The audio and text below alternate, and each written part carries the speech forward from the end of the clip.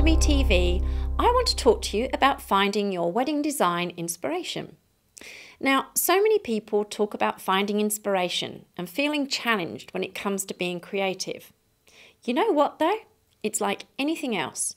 It just takes time and practice. Creativity breeds creativity, and inspiration isn't something that hits you between the eyes like a bolt of lightning, contrary to popular belief. You need to experiment with creativity and try and find those places or things that inspire you. Often we take inspiration for granted as it is actually staring you in the face. It is in the everyday things that you do and literally all around you.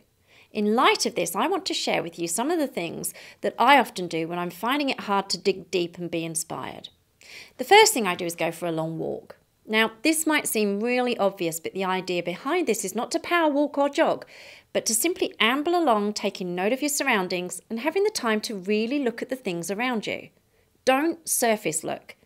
Instead, really look at what you see, and you'll be amazed at how the design of a fence or a leaf on a tree will trigger something in your mind, and you'll suddenly find yourself with the design for your next wedding.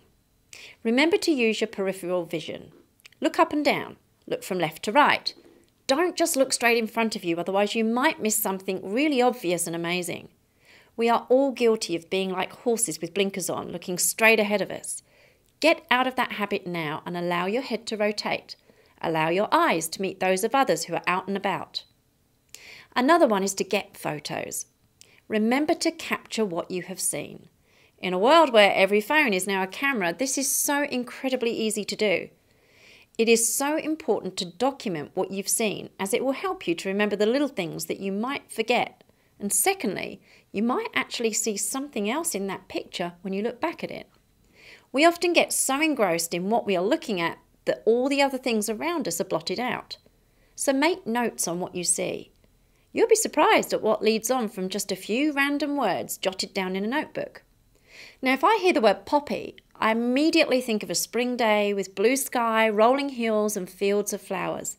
From there, my mind skips to the colour red and how I love the idea of red as a spot colour within design. Can you see where I'm going with this? It is not a hard thing to do, and it's available to everyone. You just have to give it a go. Open your mind to the unusual. Inspiration comes in all shapes and sizes and many different forms. There have been times when the pattern on somebody's dress or the colour of a pair of shoes have been the inspiration behind the colour scheme for a wedding. But in order to have these flashes, you need to open your mind and allow yourself to really look at what is around you, what's walking towards you, or even in the distance. The structure of a building can give you ideas that can be used in your designs. Now, don't forget, the top 3 industries that wedding professionals go to for inspiration are interior design, fashion and movies. We cover this subject in quite some detail in all of our courses, as it is an art that is required of planners, designers and stylists alike. And there are certainly some tricks of the trade that we can teach you in how to open your eyes to what is around you and then translate that into the design of your events. You can see all the different courses we have on offer on our website. And remember, our course consultants are always happy to answer your questions you may have to help you make the right choice.